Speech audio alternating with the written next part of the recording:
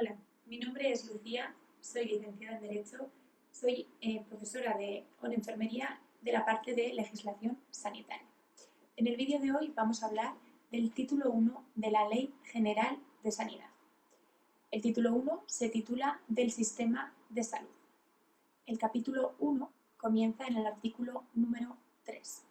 Los artículos 1 y 2 pertenecen al título preliminar de la ley. Pues bien, este artículo 3 dice lo siguiente: los medios y actuaciones del sistema sanitario estarán orientados principalmente a la promoción de la salud y la prevención. Es decir, este principio lo que dice es que todos los medios y actuaciones están promovidos para mejorar la salud y para prevenir enfermedades. En segundo lugar, la asistencia sanitaria se extenderá a toda la población española. Lo que se intenta con esta ley es una igualdad entre todos los ciudadanos españoles y extranjeros residentes en España, que haya una igualdad efectiva. En tercer lugar, la política de salud estará orientada a la superación de los desequilibrios territoriales y sociales. Se intenta que con esta ley las diferencias que hay entre distintos territorios y entre distintos ámbitos de la sociedad se acaben.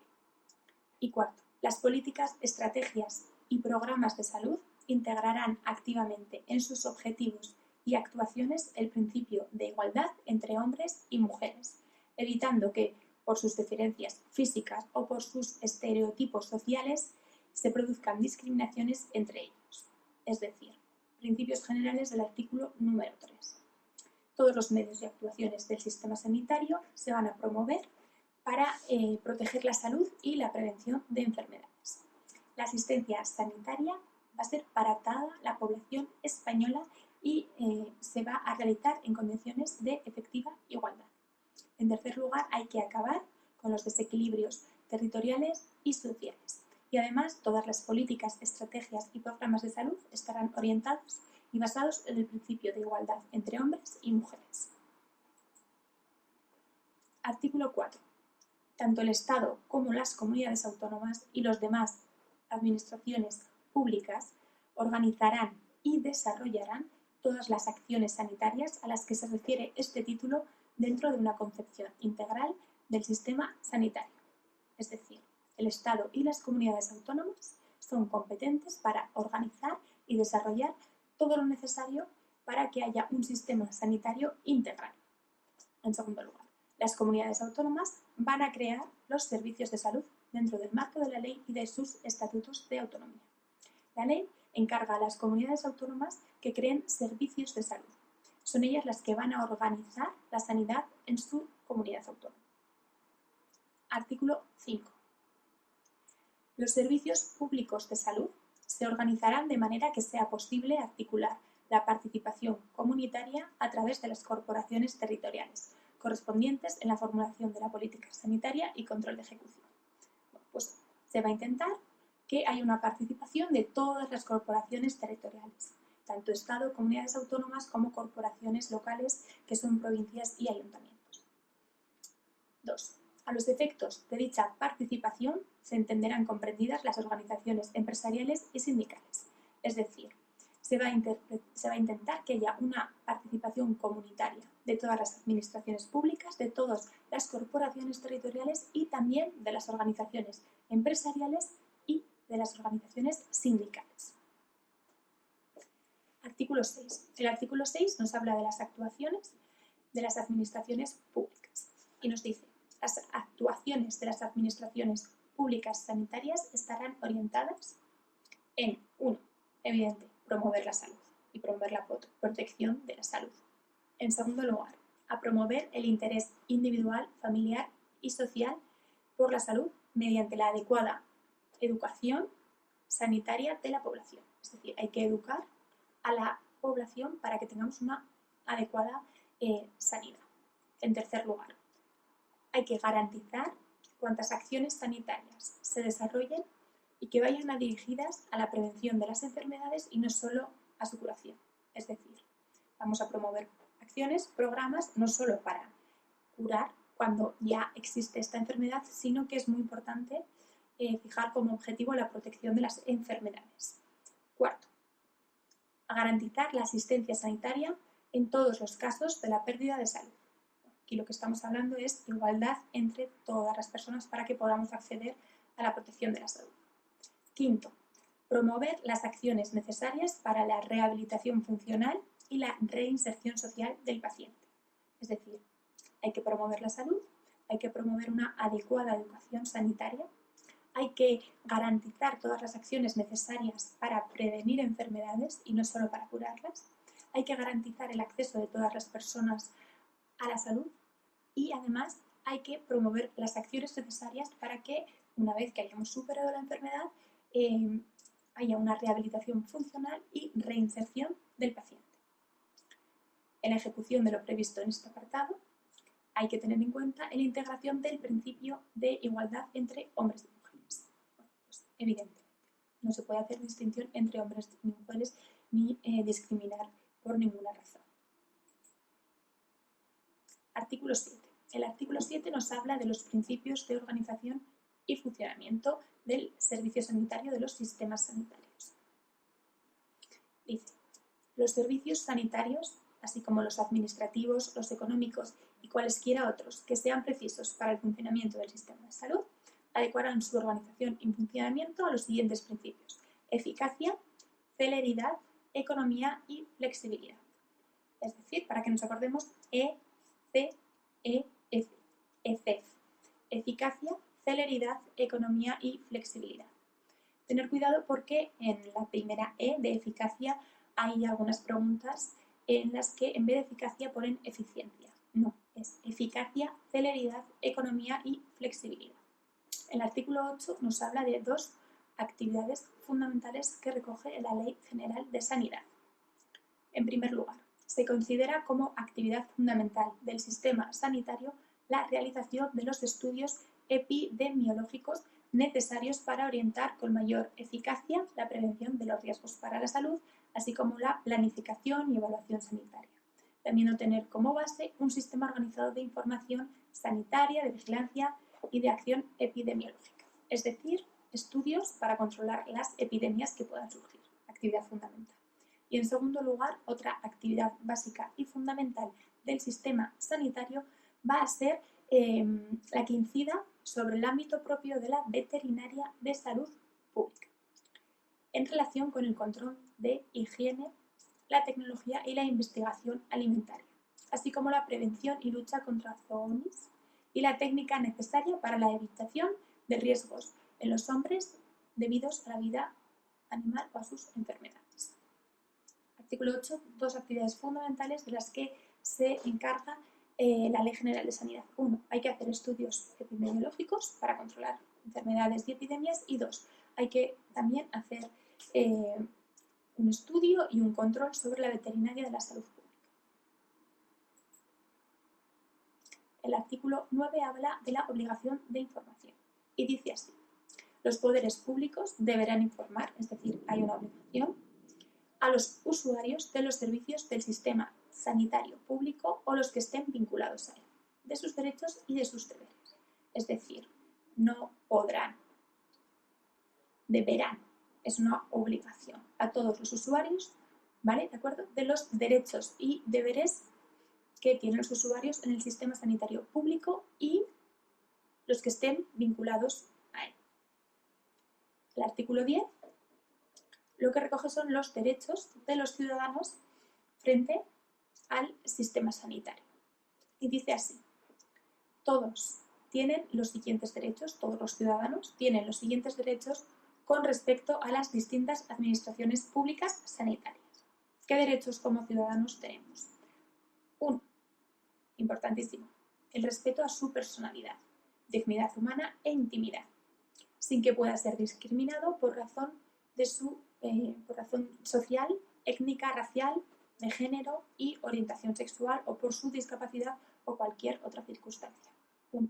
Respeto a nuestra personalidad y no discriminación. 2. Derecho a la información sobre los servicios sanitarios a los que se puede acceder y sobre los requisitos necesarios para acceder a su uso.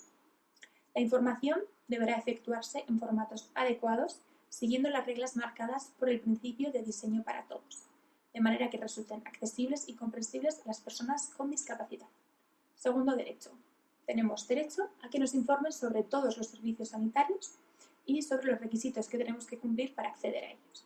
Y además, esta información nos la deben dar en formatos adecuados para que resulten accesibles y comprensibles para todas las personas, incluso para las personas que tienen algún tipo de discapacidad. Tercero, tenemos derecho a la confidencialidad de toda la información relacionada con su proceso y con su estancia en instituciones sanitarias públicas y privadas que colaboren con el sistema público. Tercer derecho, tenemos derecho a nuestra confidencialidad que esté relacionada con todo nuestro proceso sanitario y con nuestra estancia en hospitales, ya sean públicos o en hospitales privados, pero que tengan un sistema de colaboración con el sistema público.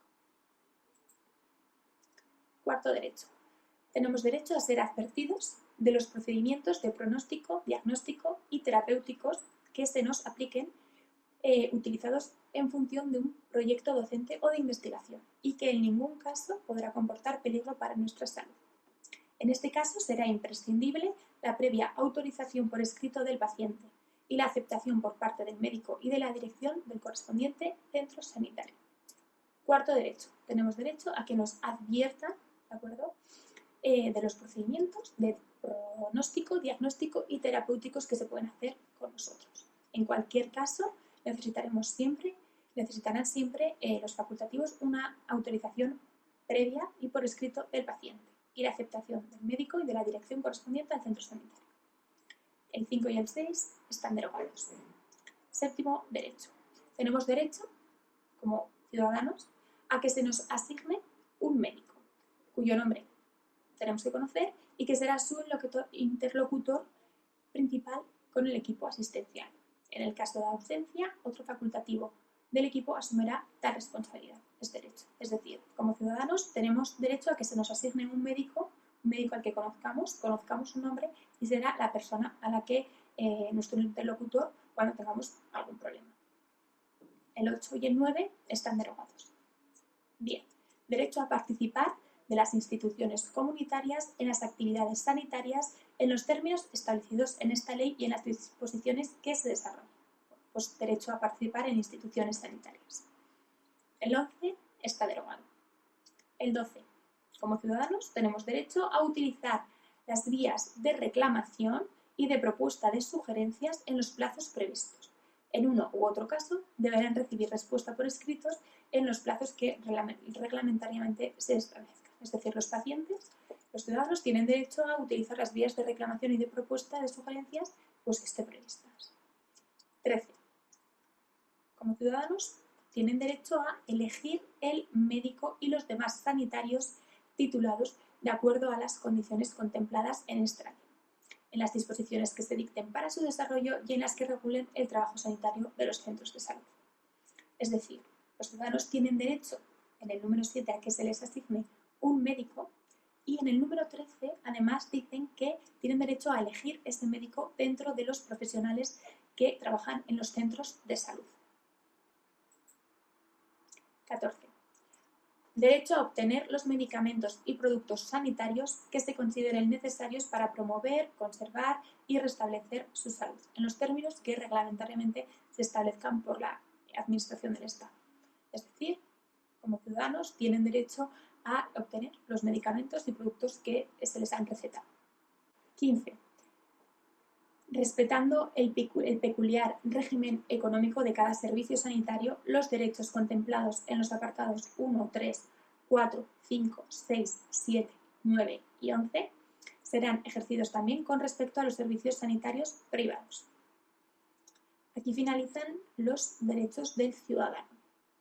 En el artículo 11, lo que se recogen son las obligaciones, no solo van a tener derechos, sino que también tienen los ciudadanos obligaciones respecto del sistema sanitario.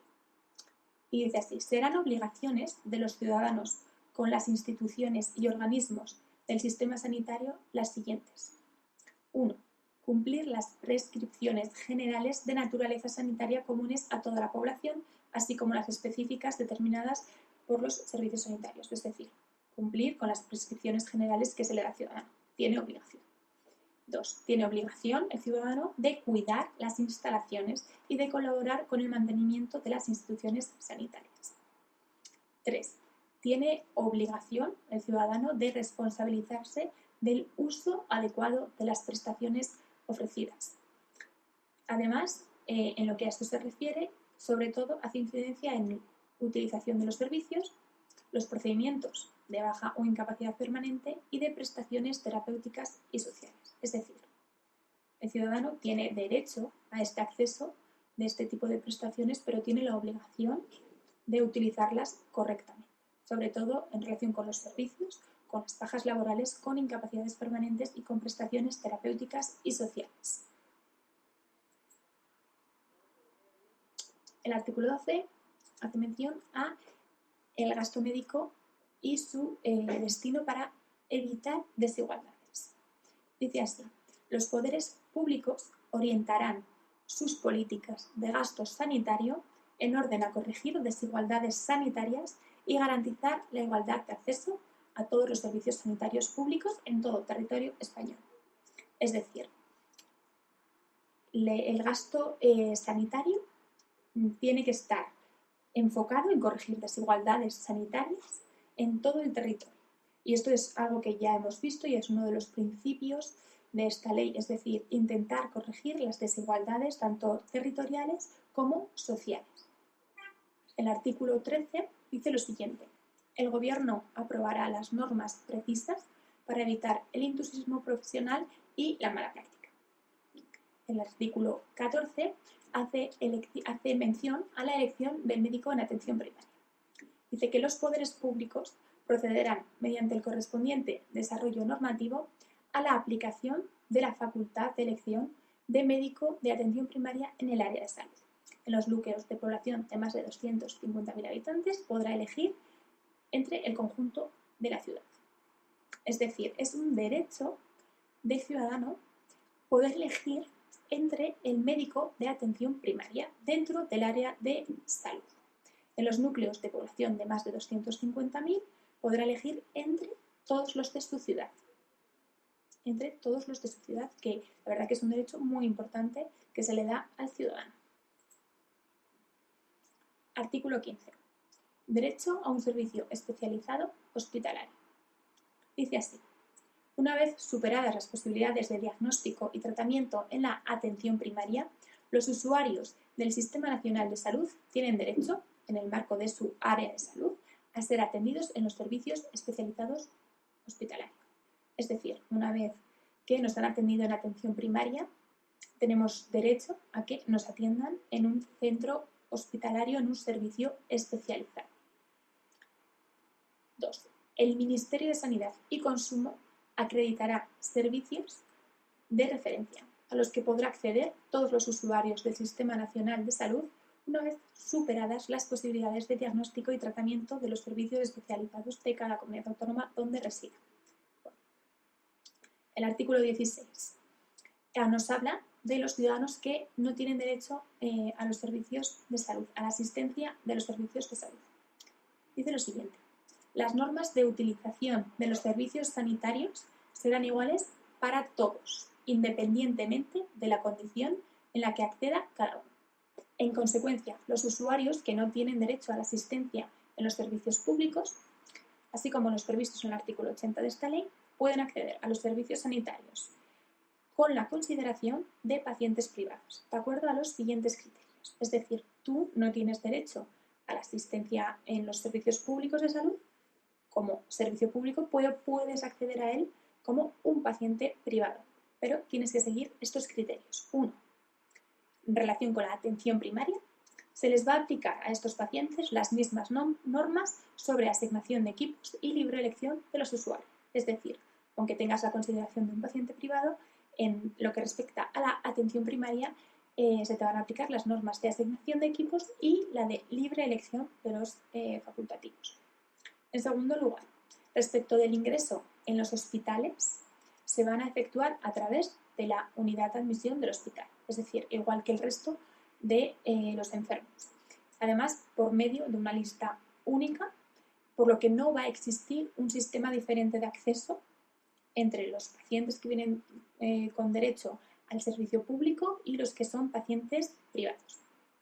En tercer lugar, respecto de la facturación, dice lo siguiente: La facturación por atención de estos pacientes será efectuada por las respectivas administraciones de los centros, tomando como base los costes efectivos. Estos ingresos tendrán la consideración de ingresos propios del servicio de salud. En ningún caso estos servicios podrán revertir directamente en aquellos que intervienen en la atención de estos pacientes. Es decir, respecto de la facturación que se les va a hacer a estas personas que entran como pacientes privados, solo se les va a poder cobrar por los costes efectivos, nunca más. Y estos ingresos van a tener la condición de propios del servicio de salud. Además, estos ingresos nunca podrán revertir o repercutir en los que han intervenido, en aquellos profesionales que han intervenido en la salud de este paciente.